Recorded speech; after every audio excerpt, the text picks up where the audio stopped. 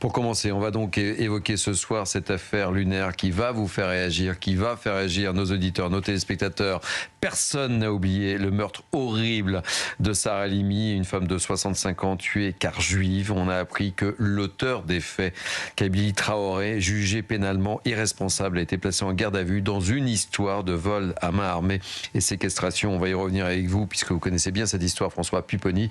Mais on va voir tout cela avec Mathieu Devez. L'homme au cœur de l'affaire Sarah Halimi a de nouveau été interpellé. Kabylie Traoré, le meurtrier de cette femme juive de 65 ans. C'était il y a 9 ans et il a donc été arrêté mercredi dernier. Il est soupçonné d'avoir participé à un homejacking, c'est-à-dire une séquestration avec vol à main armée sur fond de trafic de stupéfiants. Les faits se sont déroulés il y a un mois, le 27 janvier à Paris, alors qu'il bénéficiait d'une permission de sortie. Je vous rappelle qu'il avait été déclaré pénalement irresponsable après le meurtre de Sarah Halimi, car au moment des faits, selon les experts psychiatriques, eh bien, il avait été pris d'une bouffée délirante après avoir notamment consommé du cannabis. Il avait donc été admis non pas en prison, mais en hôpital psychiatrique et avait droit à quelques sorties. Le 27 janvier dernier, donc, il est dehors et soupçonné d'avoir participé avec au moins 2 complices à cet homejacking. La victime est un homme de 40 ans qui aurait été frappé, attaché sur une chaise et bâillonné. Les auteurs seraient repartis avec un joli butin,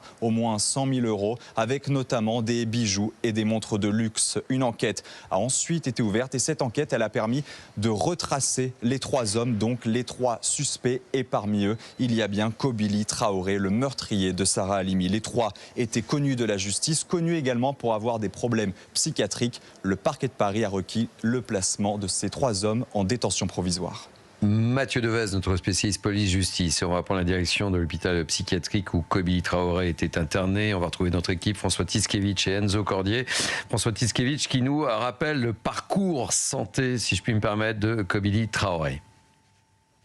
Un parcours psychiatrique fait d'aller-retour entre unité pour malades difficiles et hôpital psychiatrique. Selon le parquet, Kabylie Traoré avait été jusqu'en 2020 en UMD, en unité pour malades difficiles, un service hospitalier spécialisé dans le traitement des malades mentaux présentant un danger pour eux-mêmes ou pour autrui. Des unités strictes où il est interdit d'en sortir, mais en 2020, il est donc autorisé de la quitter par arrêté du préfet après un avis favorable de la commission médicale afin d'être placé en hôpital psychiatrique jusqu'en 2023. Puis il est de nouveau placé en unité pour malades difficiles pendant 1 an avant donc de retourner en hôpital psychiatrique depuis septembre 2024. Dans les hôpitaux psychiatriques, les patients ont beaucoup plus de liberté que dans les unités pour malades difficiles. Ils peuvent notamment demander des permissions de sortie. Ce serait donc lors de l'une de ces permissions de sortie que Kabylie Traoré en a profité pour commettre un homejacking avec au moins 2 autres individus. Lors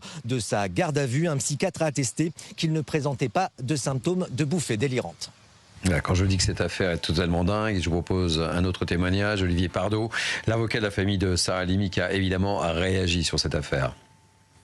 Mon cabinet, depuis quelques mois, travaillons sur la réouverture du dossier de M. Traoré.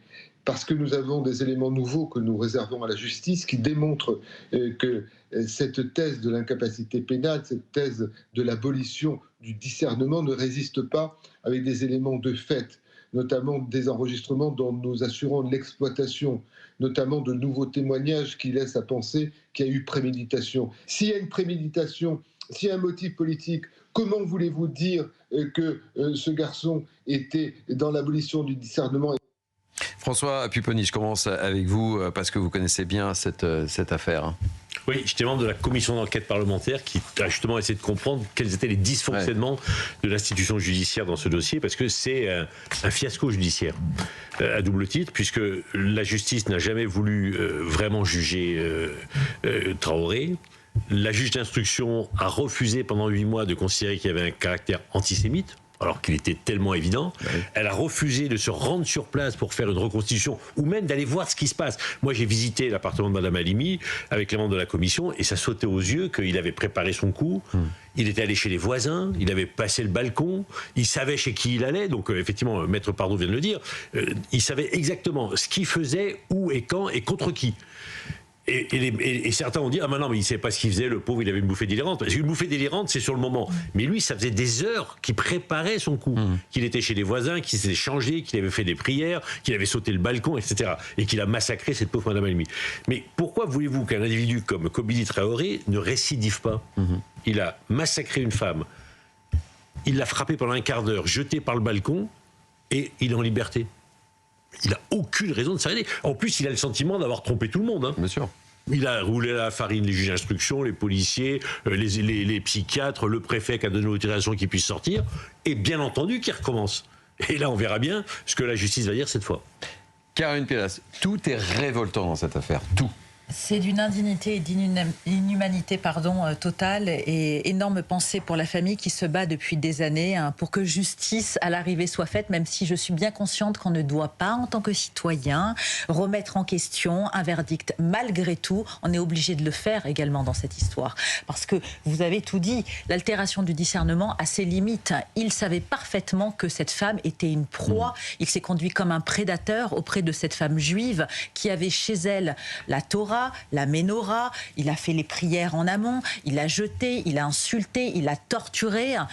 Donc, pardonnez-moi, mais que faut-il de plus à la justice dans un premier temps pour ne pas avoir condamné cet homme en disant également que c'était un acte antisémite, et on arrive à trouver des circonstances atténuantes à son acte sous prétexte qu'il est drogué. Mais vous savez, c'est inquiétant en dehors de cette affaire dramatique.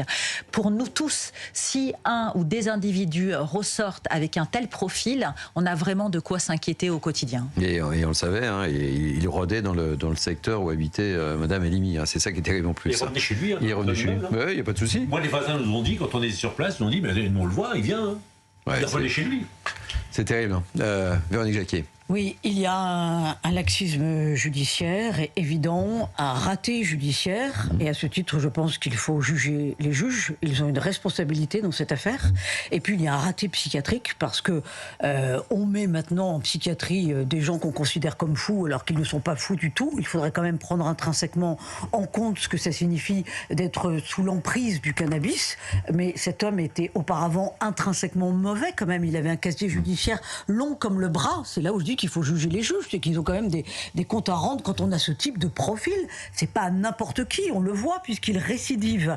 Et puis évidemment, il y a donc ce secteur de la psychiatrie qui est complètement sinistré.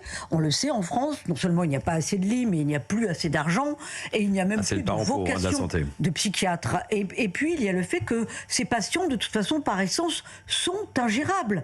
On le voit, permission de sortie, alors que d'un côté on le met dans un service parce qu'il est considéré comme très dangereux. Alors en 2023, il est considéré comme très dangereux, puis en 2024, il a le droit de sortir. Bon bref, je crois qu'il faut vraiment tout remettre à plat, de toute façon, y compris sur le plan de la justice, mais aussi sur le plan de la psychiatrie. Et trop souvent, même dans les affaires de terrorisme, on sort l'argument de la psychiatrie parce que on ne sait pas considérer ces gens qui sont éminemment dangereux, mais parce qu'ils sont intrinsèquement mauvais. Et se pose donc la question taboue qu'on ne veut pas voir, qu'on ne veut pas traiter, dont on ne veut pas parler, qui est celle du mal. Jean-Michel Salvatore, pour terminer. Moi, je rejoins assez Véronique. Dans des affaires comme ça, je me pose toujours la question, est-ce que les juges arrivent à bien dormir quand ils ont pris des décisions pareilles? Parce qu'il y a...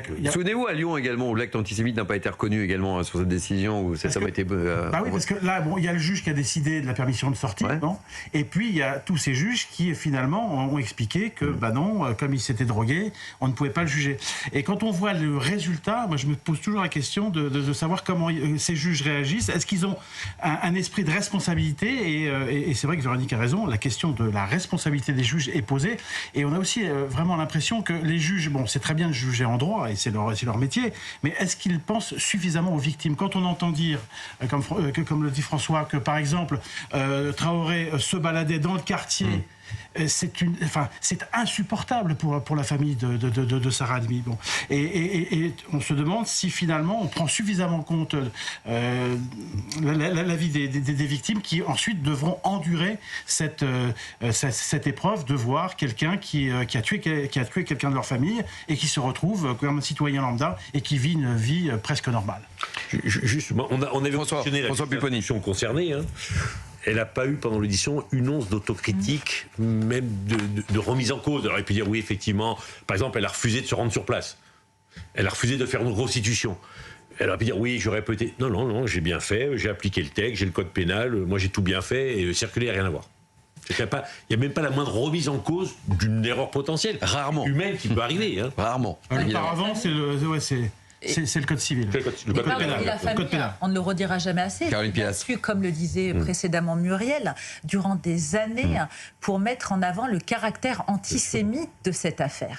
Alors qu'il a ciblé cette femme parce qu'elle était juive. Qu'il ait un problème psychiatrique, c'est un fait. On ne se conduit pas ainsi quand on est normalement constitué. Mais il a su aller chez cette femme, agir de la sorte et la traiter de sale juive avant de la jeter par la fenêtre.